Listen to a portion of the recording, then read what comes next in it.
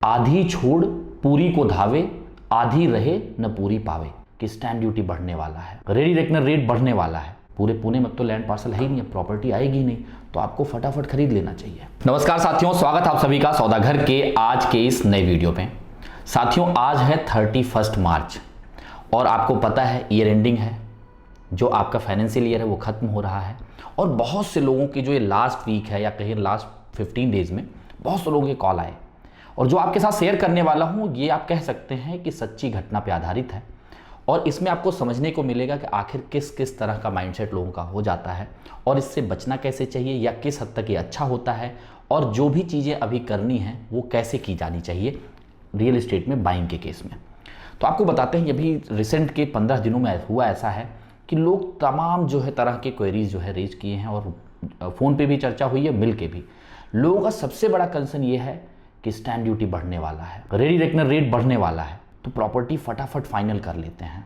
Otherwise क्या होगा, property के रेट बढ़ जाएंगे, रेडी रेकनर बढ़ेगा तो हमें स्टैंप ड्यूटी भी ज़्यादा देना पड़ सकता है अगर वो मार्केट रेट को जो है सरपास कर जाए। या फिर अगर स्टैंप ड्यूटी 1% भी बढ़ेगा तो कोई 80 लाख की प्रॉपर्टी ले रहा है, कोई 70 लाख की तो 70,000, 80 लाख का ले रहा है तो 80,000 रुपये जो बढ़ जाएंगे। ये तो काफ़ी ज़्यादा अमाउंट बढ़ जाएगा, फिर क्या किया जाए, फटाफट ले लिया जाए। मैं आपको बताता हूँ कल की एक घटना। एक कॉल हमारे पास आता है और उनका कहना ये था कि हम लोग काफ़ी जो है कंफ्यूज हैं, हमें प्रॉपर्टी चाहिए और हम लोग किसी दूसरे सिटी से यहाँ पे शिफ्ट हुए हैं पुणे में। अब समस्या ये आ रही है कि हमें बिल्डर के बारे में ज़्यादा पता नहीं है और हमें करना भी है, क्योंकि स्टैंप ड्यूटी और रेडी रेकनर बढ़ गया तो क्या होगा। ये तरीके से पूरा का पूरा माहौल जो बना दिया गया है मार्केट में। हमने कहा आपको पता है मार्केट के बारे में अच्छी जानकारी है, आपने इवेल्युएट किया है मार्केट को, कोई आपने चीज़ें जानकारी आपके पास है। उनका नहीं, हमें ज़्यादा पता नहीं है, हमने प्राइसेस और जो स्पेस है वो समझ में आ रहा है और वो अंडर कंस्ट्रक्शन में है और आने वाले 2-2.5 साल में चीज़ें मिलेंगी। मैंने कहा जब आपका स्टडी हुआ ही नहीं है, आप मार्केट को जानते ही नहीं हैं, बिल्डर के पास ट्रैक रिकॉर्ड को आपको समझ में ही नहीं आया अभी तक, तो क्या बचा रहे हैं आप। मान लीजिए आपने बचा भी लिया 50,000 रुपये से 1 लाख रुपए, और अगर उसके बाद वो चीज़ें जैसा आप चाहते हैं वैसा नहीं हुआ, तो आप खुद सोचें कि आप 1 लाख रुपए बचाने के लिए एक ऐसा डिसीजन ले रहे हैं कि जो कि इन्फॉर्म नहीं है, जिसके लिए आप पूरी तरीके से तैयार नहीं है, वो अलाइंड है आपके गोल के हिसाब से या नहीं है वो भी आपको पता नहीं है। तो एक कहावत है, आधी छोड़ पूरी को धावे, आधी रहे न पूरी पावे। यानी कि आधे को छोड़ के आप पूरे के लिए भाग रहे हैं, ना आधा रह रहा है ना पूरा आपको मिल रहा है। यानी कि ऐसा कोई भी डिसीजन जिसमें आपका पूरा इंफॉर्मेशन आपके हाथ में नहीं आया है वो गलत भी हो सकता है। हाँ, जिन्होंने प्रॉपर रिसर्च किया है, मार्केट को इवेल्युएट किया है, ऑप्शंस को एक्सप्लोर किया है, उनके लिए अच्छा है। और माहौल तो ऐसा बन जाता है किसी भी पॉइंट ऑफ टाइम पे कि अब तो पूरा लैंड पार्सल खत्म हो चुका है। आप देखें अब कहाँ लैंड पार्सल बचा है, पूरे पुणे में तो लैंड पार्सल है ही नहीं, प्रॉपर्टी आएगी नहीं, तो आपको फटाफट खरीद लेना चाहिए। क्या सच में ऐसा है? आप खुद देखें, अभी तमाम लैंड पार्सल जहां पे भी आप फाइनल कर रहे होंगे उसके आसपास भी तमाम लैंड पार्सल खाली पड़े हैं। हाँ, हो सकता है वहां पे 50,000 रुपए, लाख रुपए चीजें बढ़ जाएं, वो भी अभी संशय में है। आपको डिसीजन कब जो है लेना है, अगर सारा रिसर्च हो चुका है, सारी जानकारी आपके पास आ चुकी है और आप इवेल्युएट कर पा रहे हैं, हाँ ये ऑप्शन मेरे लॉन्ग टर्म गोल के लिए अच्छा खासा फिट बैठ रहा है, मुझे स्पेस भी मिल रहा है, मुझे अच्छा प्राइस भी मिल रहा है, और अभी ऐसा कुछ तो मुझे लगता नहीं है कि जो एक्सप्लोर करना बाकी है कि जिससे मेरा डिसीजन बदल सके, और ये मुझे 5 साल 6 साल बाद भी ये चीज़ें मुझे रिलेवेंट लगेंगी, कोई दिक्कत नहीं, आपको करना चाहिए। लेकिन जो सिचुएशन हमने आपको स्टार्ट में ही बताया कि आपको मार्केट का पता नहीं है, लोग इस जल्दबाजी में ले रहे हैं, अरे यार जल्दी करो, स्टैंप ड्यूटी तो बढ़ने वाला है, रेडी रेकनर बढ़ने वाला है, अभी क्या करना। अरे भाई, रेडी रेकनर मैंने तमाम वीडियो में आप लोगों को बताया। मान लीजिए ये आपका जो है मार्केट रेट है और ये रेडी रेकनर रेट है और वो 10% भी बढ़ जाए तो इसके आसपास आएगा। तो मान लीजिए कोई जो है 10 लाख रुपए कैश दे सकता था, हो सकता है आज वो 6 लाख रुपए ही कैश दे पाए, 8 लाख रुपए ही कैश दे पाए।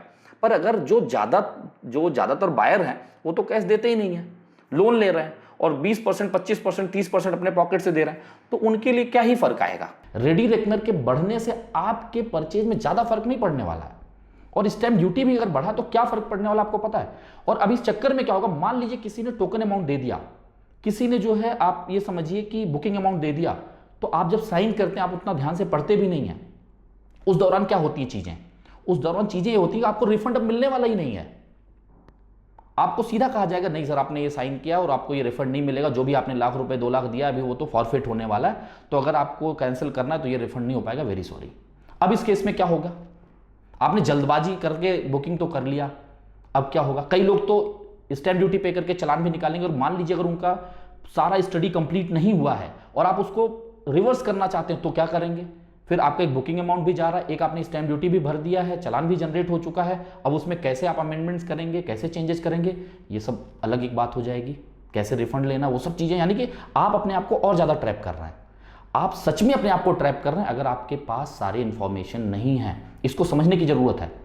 बहुत से लोग ऐसे हैं जिनका भी प्रॉपर्टी गेन आ रहा है, उन्हें फटाफट डिसीजन लेना है, तो या तो आपको उसके पहले से ही डिसीजन लेना स्टार्ट कर देना था, या फिर अभी आपके पास जो प्रोविजन मिलता है कि 15-20 दिन का आप और प्रोविजन ले सकते हैं, उस बीच आप थॉरो रिसर्च करिए, आप जो है एक्सपर्ट एडवाइस लीजिए, आप मार्केट को इवेल्युएट कीजिए, ऑप्शन को समझिए, और ऐसा ना हो जाए कि आप इमोशनल ड्रिवन जो है डिसीजन ले रहे हों। कई बार ऐसा होता है कि हमारा जो डिसीजन है वो डिक्टेट होने लगता है इमोशन से, हम एक एक्साइटमेंट में आ जाते हैं, कहीं भी जाते हैं, इस एक्साइटमेंट से बचिए। आप कहीं भी जाइए, आपको कार खरीदना हो, आप शोरूम में जाइए, आपको ऐसी ऐसी बातें, आप बैठते हैं, उसे टच एंड फील करते हैं, आपको लगता है बस यार ये यही सब कुछ है, और आप वहाँ से निकलिए, फिर कैसी फीलिंग होती है। अगर आप बुक करके नहीं निकल रहे हैं तो आप सोचते हैं नहीं यार अभी ये ऑप्शन भी एक्सप्लोर करना, मुझे एडैस वाली भी चीज़ें चाहिए, तमाम चीज़ें, ऐसी चीज़ें घर खरीदते वक्त भी होती हैं। आपको सैंपल फ्लैट अच्छा लग जाता है, आपको प्राइसेस अच्छे लग जाते हैं, जब आप बाहर निकलते यार इस लोकेशन में क्या होगा, पानी मिलेगा क्या, सिक्योरिटी होगी क्या, कहीं मैं महंगा तो नहीं ले रहा हूँ, क्वालिटी कहीं कॉम्प्रोमाइज़ तो नहीं होगी। तो ये सवाल क्यों आ रहे हैं, यानी कि इस सवाल को पहले एड्रेस करना आपको। तो कभी भी ये जल्दबाजी में डिसीजन मत लीजिए। अब तो जिसको करना था वो कर ही चुके होंगे, और जिन्होंने नहीं किया है उनको अब परेशान होने की ज़रूरत नहीं है, क्योंकि आप अपना रिसर्च थॉरो करके सब कुछ समझ के उसके बाद लेंगे। कम से कम एक अच्छी सिचुएशन ये होगी कि आपको रिग्रेट नहीं होगा, और किसी भी चीज़ में फोमो नहीं क्रिएट करी, जैसे पहले भी आप लोग बात करते हैं फियर ऑफ मिसिंग आउट, ऐसा कुछ नहीं होने वाला है। और जब आप कोई भी डिसीजन 50 लाख के ऊपर ले ही रहे हैं तो उसमें 1-2 लाख के बढ़ने से कुछ नहीं होगा। अगर वो चीज़ें सही तरफ हैं तो आपका क्या नुकसान है। तो इसलिए हमेशा मार्केट को समझिए, इवेल्युएट करिए, मार्केट में जाइए, और उसके जो ऑप्शंस हैं और जो मार्केट पास्ट में रहा है और किन किन फैक्टर्स की वजह से वो आगे बढ़ा है, ये सब चीज़ों को समझना बहुत इंपॉर्टेंट हो जाता है। और आगे आने वाले समय में क्या क्या चीज़ें होने वाली हैं, यानी कि आपके पास डिसीजन होगा, सारे रिसर्च होंगे, तो आपको भी डिसीजन लेने में अच्छा लगेगा और बाद में रिग्रेट फील नहीं होगा, क्योंकि ये बड़ा अमाउंट है। अगर ये खरीदने के बाद आप रिग्रेट फील करेंगे तो पछतावे का होता है जब चिड़िया चुग गई खेत।